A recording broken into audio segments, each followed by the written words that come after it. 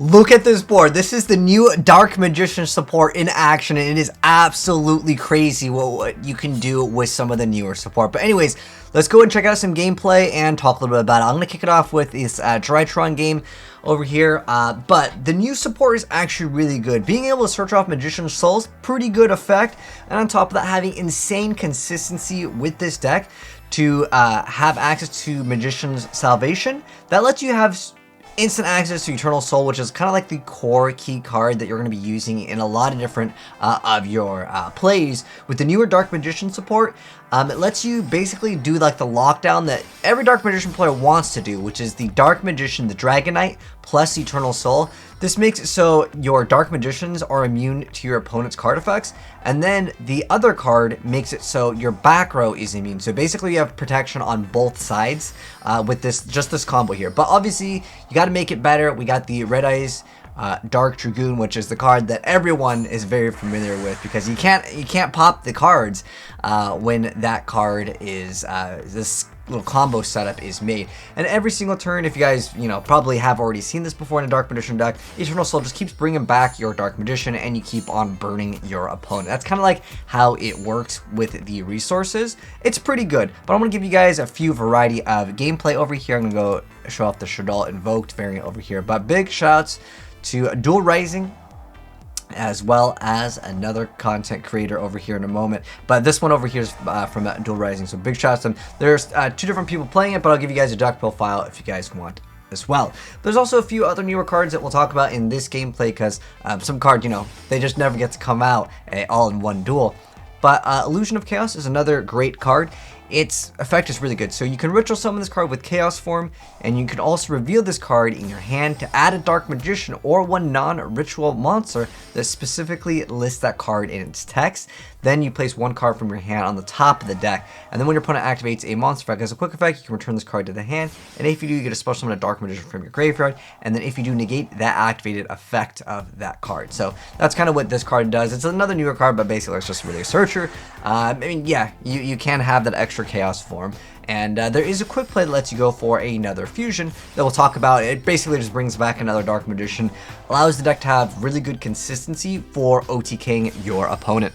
But nonetheless, this card unfortunately is negated, but it's okay. You'll be able to search out lots of copies of Dark Magic Circle. Obviously with Magician's Rod, this isn't really like a rare occurrence, but Makaba is out, so this is versus Shaddoll Invoked, which is still a relatively popular deck. Then we have the Secrets of Dark Magic. The important part is this is a quick play, which makes it so much better, which you guys will see up in a moment. But Winda is coming out. Not that Dark Magician needs to special summon lots of times per turn. It just really needs to get out Dark Magician. I mean, this doesn't really hurt the deck that much.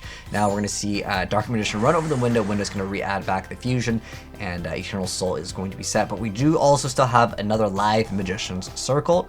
And this card, obviously, again, it has that effect where anytime Dark Magician comes out, you're going to be able to target a card your opponent controls and banish it. So this is going to bring back this play over here where you're going to get that Dark Magician effect. This one gets stopped, but in the correct order of chaining, and with the ability to maybe even during your opponent's turn, if you activate Spell or Trap, you can tribute a spellcaster, and it kind of like blocks your opponent's negations, or if they're trying to get rid of something, because sometimes with Eternal Soul, they get rid of this and you might lose out on everything anyways, because this one does have a downside where if this face-up card leaves the field, you have to destroy all monsters you control.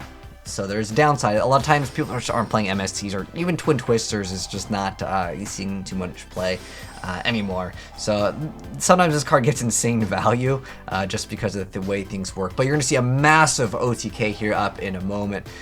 So we'll see the Dark Magician coming out. Once again, that little banish effect. And we're going to see the Preparation of Rites. There's the Magician of Chaos activating its effect. You're going to also see the Tamaya's card. You'll see that card later down the line in the duels. We're going to go for the Fusion Summon. This is the new Dark Master of Chaos, bringing back Dark Magician Girl as well. So this one lets you have this awesome ability. When it's Fusion Summon, you get to target a light or a dark monster in your graveyard and just special summon it. Obviously, a lot of times it's going to be Dark Magician, but you can bust out Dark Magician Girl. Also, the ability to go make Access Code Talker is quite great, as is one of the most powerful cards. And this had like 13 counters on it at one point. I know it's hard to commentate on it because it's so dang fast, but you guys can see this deck is looking a lot better. Let's go show it off against Flunder. This is a archetype that definitely will be seeing some play. It's arguably one of like the better decks that is coming out. It's kind of like a, almost want to say it's like a rogue anti-meta-ish, idea of the playstyle. Impen is very powerful, has this awesome ability where, it can tribute summon this card. If this card is tribute summon, you can add a Flunder Feast, spell or trap. Then immediately after this effect resolves, you can normal summon another monster. And then while you control this tribute summon card, your opponent kind of activates the effect of special summon monsters in attack position. Dark Magician, oh well, he doesn't worry about that because we got, again, this core setup just plays around a lot of like the Yu-Gi-Oh mechanics. If once per turn, during your turn and your opponent's turn, you get to banish something. And then with the Rod being able to go tribute and kind of dodge things is quite nice.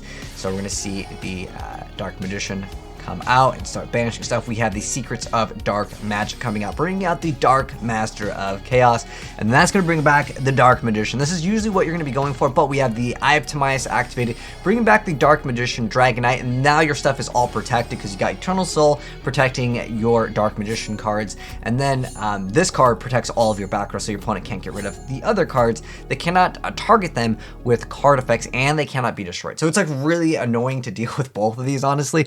But now that you guys have seen it in action, let's go and go over the deck profile of this. I do technically have some more duels. Maybe we'll cover some more later down the line because I think this is going to be pretty hype, but I want to give you guys like an early introduction to this deck. And big shouts to both of the players for hooking me up with the deck profiles for both of these. That it's going to be Magus as well as the Dual Rising. But anyways, let's go ahead and go into the deck profile for both of these decks. I was only sent one of them. I'm not sure if they're running both the exact same variant, but this will give you guys kind of an idea on what you want to play. So pretty much like the new fusion card, it's honestly just like a win hardware card. It does have this other effect where you contribute a light and a dark to banish all monsters your opponent controls, but it's not a quick effect, so that really loses out on how good it can be. But if this fusion summon card is destroyed by battle or by card effect, you can target a spell card in your graveyard and add it back to your hand. If it could like be set to the field and activated the same turn, maybe this card would see some more play. Honestly, it's just more of a hype thing than anything. This card's pretty decent though. Again, it lets you go into a lot of different combos. Specifically, you can go into a lot of different things with it, but primarily it's just for going into like the little like pseudo lockdown that we used to be that kind of a go-to combo that Dark Magician players wanted to go for, but now you have a lot more consistency with the deck. Obviously, this is one of their best cards in the game. But anyways, let's go over a quick little deck profile and I'll explain things if I need to explain things. Honestly, Dark Magician Girl is just cute there because she's cute, but there is some plays with like the bond between teacher and student if you want to mix it in with that, but I think that it's more competitive at its like core with just like the variant that we have over here. Then we've got so we have the Timaeus, the Dragon of Destiny, which you guys did get to see, and then we have again Dark Magician Girl is just kind of there, and then we have 3 copies of Magician's Rod, we got 3 copies of Ash, 3 copies of Vader, 3 copies of Magician's Souls, and then we have the Ancient and Ascended. This card is pretty great. It's kind of like almost another form of a hand trap negation, which you guys can use. In fact, I have some gameplay of this as well, but 3 copies of Illusion of Chaos, really fantastic card for the deck. Then the Eye of Timaeus, we got the Red Eyes Fusion for, of course, your Bread Plant plays, and then we've got the Magical Eyes Fusion. This card actually is kind of cool. You banish the materials from your field or graveyard, and you can bring out a lot of powerful things. There actually is a card that lets you pop like everything your opponent has. It requires like 5 spellcaster. So if you guys know what I'm talking about, I forgot the card's name. If I can remember it, I don't think I can type in 5 spellcasters. Hold on, I think it's 5 spell. It's like okay, Quintet Magician. That's the name. Because I used to play this as a card with Future Fusion. You would send a bunch of spellcasters.